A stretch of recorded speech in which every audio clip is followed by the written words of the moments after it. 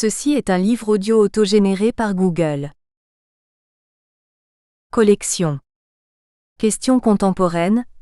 Collection dirigée par Jean-Paul Chagnolot, Bruno Péquignot et Xavier Richet. Chômage, exclusion, globalisation. Jamais les questions contemporaines n'ont été aussi nombreuses et aussi complexes à appréhender. Le pari de la collection Questions contemporaines est d'offrir un espace de réflexion et de débat à tous ceux, chercheurs, militants ou praticiens, qui osent penser autrement, exprimer des idées neuves et ouvrir de nouvelles pistes à la réflexion collective. Dernière parution. Alexandre Baumann, Effondrement, Burn-out et échec scolaire, 2020. Romain Steffeni, Antispécisme, l'animal moral, 2020. Abdoulaye Ngom, Migration clandestine sénégalaise vers l'Europe. Enjeux, déterminants et perspectives, 2020. Charles Pérez, Karina Sokolova, Prison numérique. Mise en lumière de quelques nuances sombres de notre société numérique, 2020. René MuzaliwamasImango, La juridification du politique, 2020.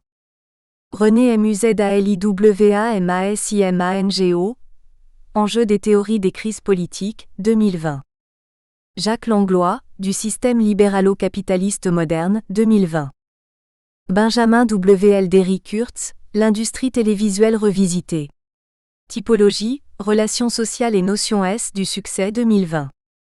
Jean-Yves Cornachon, Liberté en péril, 2020. Philippe Comte, La vraie révolution sera spirituelle. Comprendre pour agir, 2020. Alexandre Baumann, Les contenus scolaires, source d'inégalités. Une nouvelle piste pour les sciences de l'éducation, 2020. François Auguste, La démocratie en pratique. Demain commence aujourd'hui, 2020. Des mondes imaginaires en guise d'introduction. Les mondes enchantés de notre enfance, puis de nos jeunes années ont fait place à l'esprit morose de notre temps au fur et à mesure que se délitaient les beaux idéaux généreux d'autrefois, les belles idéologies qui avaient avantageusement remplacé les religions qui elles aussi avaient failli. Puis, la montée en puissance de pays lointains qui, de subalternes qu'ils étaient, veulent maintenant dicter leurs lois au monde alors que c'était notre privilège exclusif, renforce encore cette impression de déclassement qui affecte tout l'Occident et particulièrement notre pays.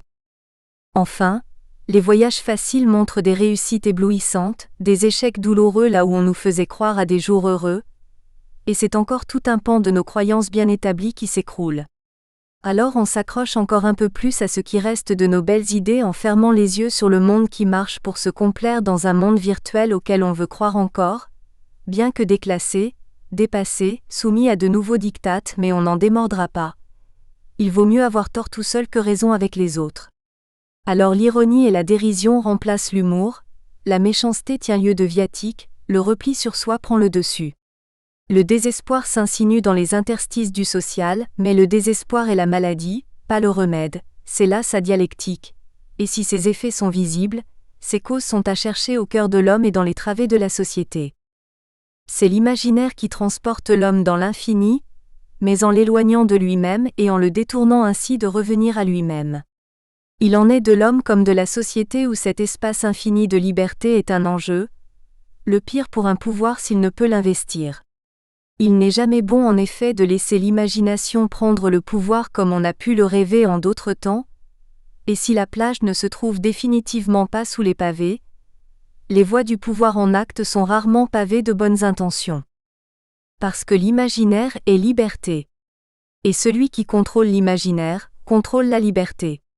C'est pourquoi la communication a remplacé l'information, le spectacle permanent des réseaux et de la télévision a remplacé la culture, et l'Internet a remplacé la vie réelle. La communication, au centre de toutes les attentions, est devenue objet scientifique, et les sciences de la communication ont pris une importance sans commune mesure avec ce qu'elles sont censées décrypter, et elles démontrent par l'absurde l'omnipotence de ce qu'elles analysent. Les politiques d'aujourd'hui ne viennent pas de l'inventer, mais le soin qui est pris à communiquer dépasse de loin désormais le contenu même de la communication. Plus une seule intervention politique, une seule conférence qui ne soit préparée selon des critères dits scientifiques et décryptée selon les critères inverses, pour en connaître non pas les contenus mais pour voir et savoir si les messages sont passés et ont été entendus. Ce monde de la communication remplace progressivement le monde imaginaire, et tend à combler notre imagination. Cet imaginaire créé de toutes pièces pour notre bonheur ou plus probablement pour notre malheur, n'est plus le fruit de notre imagination poétique, littéraire ou plus globalement personnelle, mais il est celui des médias à l'œuvre qui tentent par tous les moyens de penser pour nous, de nous fabriquer un monde où nous n'ayons plus à nous confronter au réel mais seulement à consommer afin de laisser à d'autres le soin d'organiser notre vie. Or plus on avance et plus ce qui nous est proposé est décalé par rapport aux attentes des populations, et ce qui est proposé par les élites politiques des oppositions, renvoie la plupart du temps à des idéologies et des mondes qui n'existent plus, qui ont tous failli, qui ne sont plus des modèles et qui ne font de toute façon plus rêver. Tout ce qui est dit et énoncé peut être sans difficulté contredit par la globalisation des échanges et la mondialisation, monde lui aussi fabriqué par les machines, virtuel donc mais qui est devenu la référence. Comment se réapproprier le réel alors que tout ce qui compte est virtuel? Comment se réapproprier sa propre vie? Revenir à soi quand l'imaginaire est saturé? Comment se réapproprier son imagination quand tout est préfabriqué, enveloppé, prédigéré et prêt à consommer? L'action publique. 1. De l'impuissance. Les derniers quinquennats ont été symptomatiques d'une impuissance publique sans précédent dans notre histoire.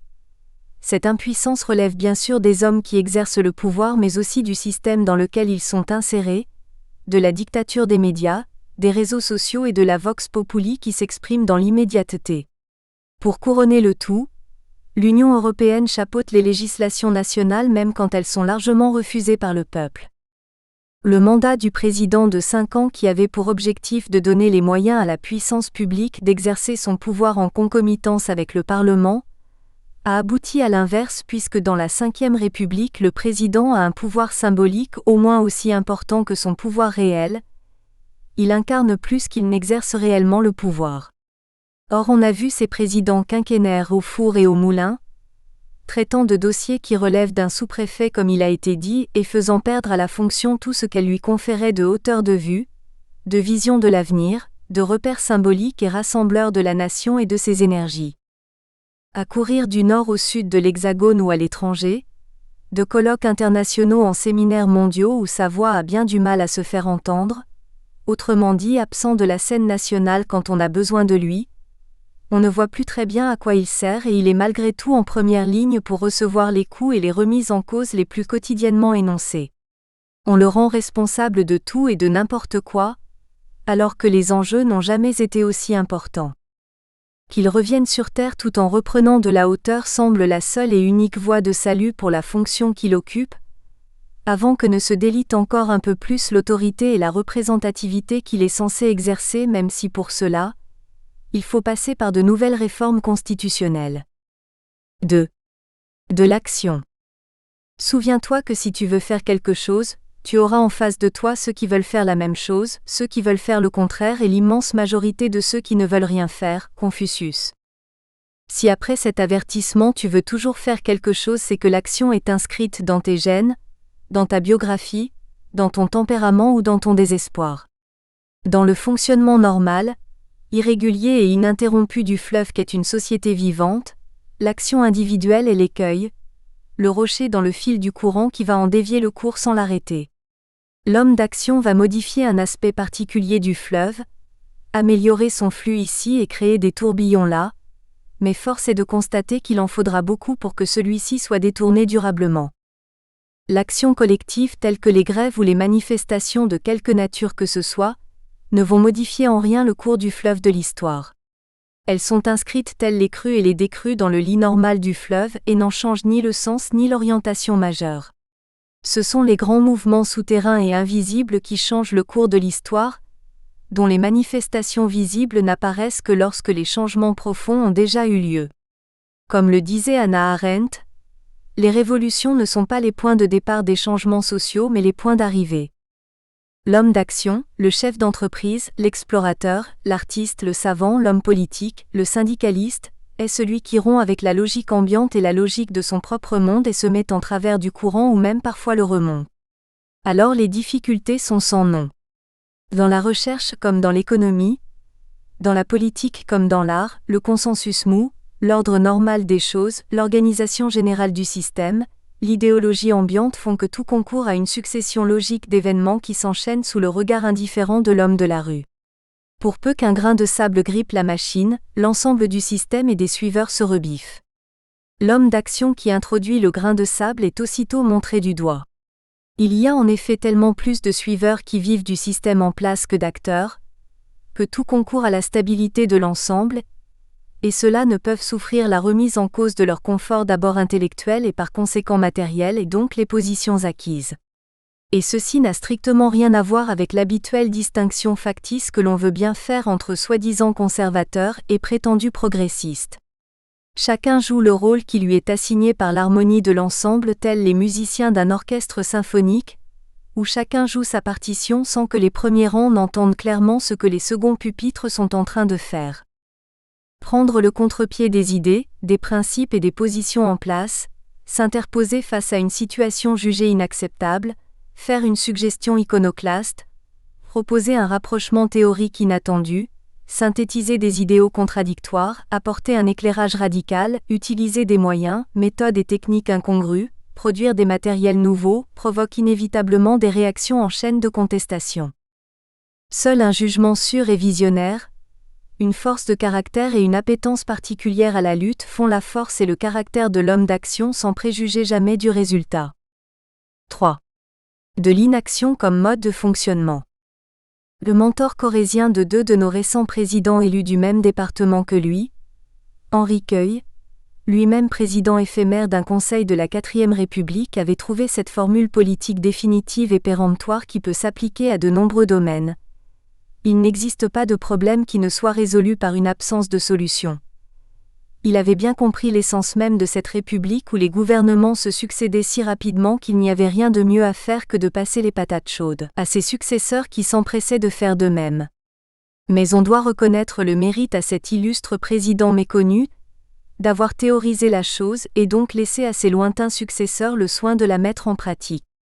Même si les politiques et les présidents cités ci-dessus en sont d'éminents représentants, fins tacticiens et experts en tergiversation en tout genre, sont de façon générale des spécialistes de la question, ils ne sont pas, tant s'en faut, les seuls utilisateurs.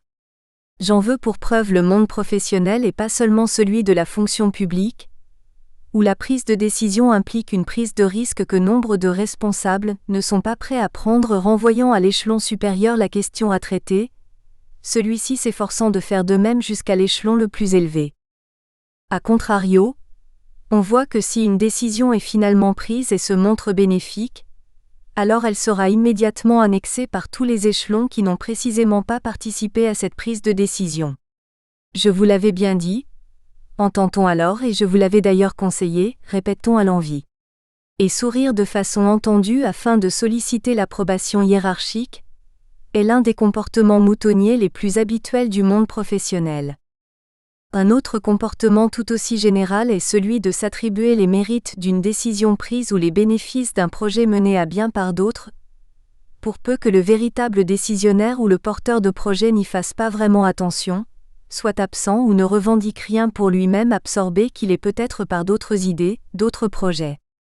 On voit alors de faux noms apparaître sur des projets ou des dossiers parvenus à destination et à maturité, comme des faux nez sur le visage du clown de service, et ceux-ci vont accompagner le CV de tel ou tel dans sa progression de carrière pour en tirer bénéfice. On se rappellera dans le monde politique par exemple, Mitterrand récoltait les fruits de l'inauguration du TGV décidé par son prédécesseur, alors que le premier en était le principal opposant. C'est ce processus qui aboutit à ce que l'on appelle le principe de Peter, où s'accumule à des niveaux décisionnaires une quantité anormale de gens globalement incompétents et qui se bousculent pour recevoir des honneurs largement immérités. Comme ce phénomène est général, cela n'influe pas de façon décisive sur la qualité globale du service rendu ni sur la rentabilité du fonctionnement des services en cause.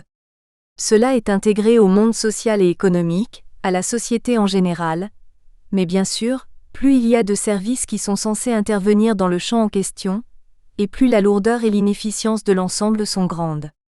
On aboutit à la fin du processus à un blocage indéfini des fonctionnements, Et il faut sans cesse mettre de l'huile dans les rouages pour décoincer le système à tel endroit alors qu'il grince à nouveau ailleurs. L'éducation nationale en France est un modèle du genre, de fonctionnement au ralenti, et de prise de décision qui se perdent dans les différents réseaux, administratifs, politiques et syndicaux de cette machine tentaculaire. Sans remise en cause de l'organisation générale de ces systèmes dont la finalité est en principe de rendre service à la société et pas l'inverse, toutes les réformes qui se succèdent et qui ne sont que peu ou pas appliquées mais qui ne s'attaquent jamais aux causes, ne sont que des emplâtres sur d'innombrables jambes de bois. 4. L'inconséquence. Il existe une propension manifeste dans la vie professionnelle à prendre des décisions quand on sait que l'on n'aura pas à les mettre en œuvre. Cette habitude se retrouve chez de nombreux responsables, pour tout un tas de bonnes mais plus souvent de mauvaises raisons comme une mutation, un changement de service, un départ sous d'autres cieux où la même technique sera à nouveau mise en pratique. Ne rien faire ni ne rien dire tant Q'. On est aux affaires puis se répandre en imprécations et en invectives contre ceux qui ne font rien. Lorsque leur départ est acté, ils sont pris d'une boulimie de réforme. Celui-ci veut réorganiser les services parce que tout à coup l'évolution de la société ou du marché... Nous espérons que vous avez apprécié cet aperçu. Pour continuer à écouter ce livre audio sur Google Play Livres, utilisez le lien dans la description de la vidéo.